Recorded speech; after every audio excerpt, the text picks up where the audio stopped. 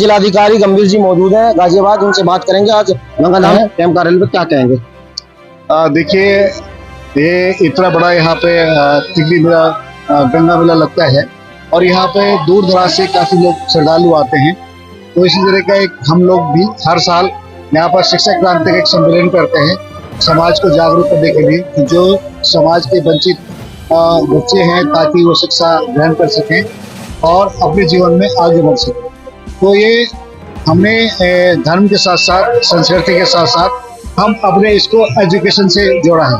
और आज जैसे कि संविधान दिवस भी है, तो इसमें बाबा साहब का एक कार्यक्रम है, उसको भी हमने शामिल होकर, क्योंकि यहाँ मुझे एज ए मुख्य अतिथि के रूप में बुलाया जाता है, तो उसमें शामिल हुआ हूँ।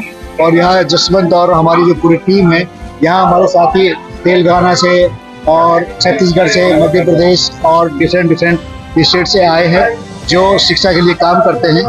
तो इसलिए हमारी देखिए, जीवन का आधार या जीवन सफलता का आधार अगर कहेंगे शिक्षा है। बाबा साहब भी कहते थे कि भाई शिक्षित बनो, तो शिक्षा के माध्यम से ही हम पूरे मुकाम हासिल कर सकते हैं। एक गरीब से गरीब परिवार का बच्चा, जैसे कलाम साहब राष्ट्रपति बन सकते हैं, बड़े वैज्ञानिक बन सकते हैं, या कोई भी ऐसा क्षेत्र है कि जो आदमी शिक्षा के माध्यम से सर्वोच्च पर पहुंच सके। जैसे कि शिक्षा को लेकर युवा जोड़ना चाहते हैं, किस तरीके? देखिए, शिक्षा से जो हमारे इस मुहिम से जोड़ना चाहते हैं, सबसे पहले तो उसको एक काम भी करना पड़ेगा, खुद डिसिप्लिन लाइफ जीना पड़ेगा। अर्ली मॉर्निंग उठकर अपनी पढ़ाई को पूरा अच्छे से करके और समाज में एक जागरूकता फैलाने का काम करें। अपने गांव मोहल्ले में वो 1-1.5-2 घंटे शाम को पढ़ाने का अगर काम करेगा तो वो तो आगे बढ़ेगा, उसके माध्यम से हजारों बच्चे और आगे बढ़ सकते हैं। खेल को लेकर आपने एक मंच से कहा, उसका कैसे? देखिए, हर व्यक्ति, कई बार ऐसा होता है कि पढ़ने में उसका मन नहीं है, तो खेल के माध्यम से वो अपने जीवन पे आगे तो बढ़ ही सकता है। यहाँ तक कि भारत का जो सर्वोच्च अवार्ड है भारत रत्न, वो भी प्राप्त कर सकते हैं। खेल के माध्यम से बहुत स्कोप है। अगर हम लोग बच्चे खेलेंगे तो उसमें भी आप अपने जीवन को आगे ले जा सकते हैं। अपनी संस्था कहाँ पे, कौन से जनपद में चल रही है? तो ये इसमें लगभग ऑल ओवर इंडिया है और कुछ स्टेट है कहीं पे ज्यादा काम होता है। हमारी कोशिश करती है गांव में या शहर के जो गरीब मोहल्ले बस्तियां हैं, उसको हमारा फोकस रहता है कि उस परिवार, उस एरिया के बच्चे अपनी शिक्षा को प्राप्त कर सकें। यहाँ पर जितने साथी आए हैं, मैं उनसे बस यही कहना चाहूंगा कि अपने आसपास कोई शिक्षा का दीपक ऐसा जरूर जलाएं ताकि हर बच्चे को उसका प्रकाश पड़े और समाज के प्रत्येक नागरिक को उसका लाभ मिले। जय हिंद। शुभारंभ करेंगे आदर सम्मान के साथ। एक बार जोरदार तालियां फिर से। क्या बात है? हो जुल्म कितने सहे मुझसे गुना कहे, जुल्म कितने सहे मुझसे गुना कहे, करके मन में समाई मेरे तुम्हारा हाथ जोड़े माता पिता को भी कि जिन्होंने आपको जन्म दिया। और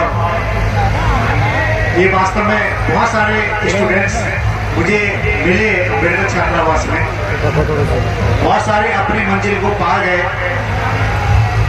कुछ लोग संघर्ष कर रहे हैं, लेकिन जसवंत जैसा छोटा भाई, शिष्य तो नहीं कहूँगा, छोटा भाई बहुत किस्मत वालों को बहुत कम मिलते हैं। क्योंकि मैं जब इनके गांव में खुद आया था, उसके बाद ना जाने नहीं लगता है 50-100 बच्चे आपके गांव से लग चुके, और अम्बेडकर छात्रावास मुरादाबाद से कई हजार बच्चे, वहां से भी 100 बच्चे वहां पर अपनी विभिन्न सेवा में आ गए हैं। तो मैं जितने एक काम अगर कहें तो मैं आपसे बात करूँ, ये अगर मेरे से प्रॉमिस करें तो सब हाथ उठा के देखते हैं कि कौन कौन मेरी बात सुन के वादा करता है। देखिए, हमने जितना पढ़ लिया अलग बात है, आज एक सबक लेकर जाएंगे, एक सबक लेकर जाएंगे कि जैसे मेरे पिताजी सवेरे 5 बजे मुझे उठा देते थे पढ़ने के लिए, तो आप अपने बेटे, अगर बेटा नहीं है तो पोता, पोता नहीं है तो भतीजा, जो भी पढ़ रहा है आपके परिवार में, नीचे कोई का आप सबकी ड्यूटी ये बनती है कि हम उस बच्चे को सवेरे उठाकर उसको डांट डपट के नहीं, प्यार से उसको प्यार से पढ़ने के लिए प्रेरित करेंगे। और अगर किसी भी बच्चे को, जो बच्चा होनहार है, होशियार है, उसको कहीं पढ़ने की प्रॉब्लम है, दिक्कत है, पैसे की दिक्कत है, तो जसवंत के माध्यम से ये मेरे को डायरेक्ट आप बात कर सकते हैं। उस बच्चे की हम एजुकेशन शिक्षा नहीं रखेंगे। चाहे मुझे कोई भी बच्चा हो, अगर वो पढ़ने में अच्छा है, उसके पास आर्थिक रूप से कोई समस्या आती है और मेरे पास पैसा भी नहीं होता, मैं समाज से लेकर उसके बच्चे की मदद करता हूँ। और अब तक मैं दावे के साथ कह रहा हूँ कि 25,000 बच्चों का हमने राइट टू एजुकेशन में एडमिशन कराया। जो गरीब बच्चे किसी अच्छे स्कूल में, DPSS स्कूल में, उनकी चौखट पर चढ़ सकते थे, मैंने वहां पर उन बच्चों का, समाज के गरीब लोगों का उन अच्छे स्कूलों में एडमिशन कराया। और लाखों बच्चे डायरेक्ट इनडायरेक्ट वे में हमसे जुड़ते, हमें आदर्श मानकर अपने जीवन में आगे बढ़े। तो मैं एक अनुरोध करूंगा कि जो आपकी गांव की कोई लड़की, गरीब लड़की हो, जो पढ़ाना चाहती शाम के समय, आप उस बच्चे की मदद करेंगे। 1,500 से 2,000 रुपये हम उसको भी देंगे। अगर अब पूरे गांव के बच्चों को पढ़ाए, उसको फ्री में नहीं, उसके बदले उसको 1.5 से 2 घंटे अपने गांव के सारे बच्चों को पढ़ाना होगा। अगर हम लोग मिलकर अपनी धर्मशालाएं, पंचायत घर, अपने स्कूल, और शाम के समय हम गांव में जो पंचायत करते हैं ना, सब पंचायत करके काम धाम करने के बाद हफ्ते में एक बार ये देखेंगे किसका बच्चा कैसे पढ़ना है। अगर कोई बच्चा पढ़ाई नहीं कर रहा तो स्कूल तक हम कैसे छोड़ना है। अगर उसको लिए, इसके लिए अगर आप लोगों को कहीं भी किसी तरह की दिक्कत आती है तो यहाँ पर DM साहब मेरे जानने वाले हैं, SDM साहब मेरे जानने वाले, क्योंकि आप जानते हैं कि मैं यहाँ धनौरा में SDM भी रहा हूँ और तिगरी मेला भी मैंने 2017 में कराया था, आप सब लोग जाते भी रहे हैं। तो बहुत सारे गाँव के लोग, बहुत सारे प्रधान, बहुत सारे अधिकारी मेरे साथी हैं, दोस्त हैं, जो आप लोगों की पढ़ने के लिए मदद करेंगे। तो आपको बस ये सबक लेके जाना है कि मुझे अपने परिवार का किसी बच्चे को अशिक्षित नहीं रहने देना। हमारे तो जैसे कट गई हमारे तो जैसे कट रही हो गया, लेकिन जो गलती हमसे हो गई किसी लेवल पर, या हमारे माँ बाप हमें ध्यान नहीं दे पाए, अब ऐसी गलती हमारे बच्चों के लिए नहीं होनी चाहिए। क्योंकि बाबा साहब ने इतना अच्छा संविधान हमारे लिए लिखा है। पहले तो हमारे पास बोलने के लिए पंथ नहीं होते थे कि हम कैसे पढ़े, अधिकार नहीं थे। अब क्या है, बाबा साहब के लिखे गए संविधान के माध्यम से अब हमारे पंथ भी लग गए हैं। हम जितना चाहें उतना पढ़ सकते हैं। और जितने युवा साथी यहाँ पढ़ बैठे हैं, मेरी आवाज अगर आप सुनेंगे, समझेंगे, तो हर साल यहाँ से कई सौ बच्चे स्कॉलरशिप के माध्यम से विदेशों में पढ़ने के लिए जाते हैं। बहुत सारे फॉर्म रिजेक्ट भी लाते हैं। तो समाज के लोगों को आप बताएं, जो पढ़ने वाले युवा हैं, कि भाई यही नहीं, बाबा साहब की तरह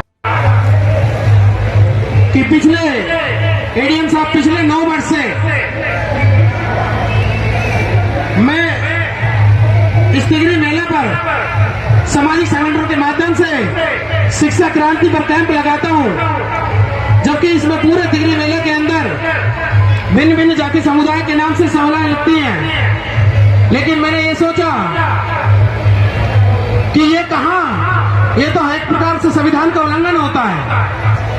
यदि आप संविधान का सम्मान करते हैं, यदि हम बाबा साहब के लिखित उस संविधान के माध्यम से चलते हैं, तो हमें ये भिन्न भिन्न जाति की समुदाय की सभा लगाकर हम उनका अपमान करते हैं। तो इस सोच को लेकर के मैंने पिछले 9 वर्षों से सामाजिक संगठन के माध्यम से शिक्षा के क्षेत्र में यहाँ पर कैंप लगाना शुरू किया।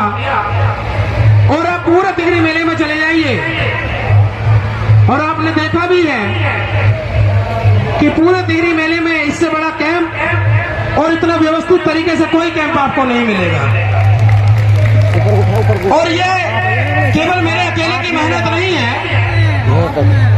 इस शिक्षा क्रांति कैंप में 65 सदस्य ऐसे हैं जिन लोगों ने खुले आसमान में नवंबर की ठंड में खुले आसमान में यहाँ 15 दिन से सो करके और इतनी मेहनत के साथ इस कैंप को तैयार किया, मैं उनका तहे दिल से हार्दिक स्वागत करता हूँ।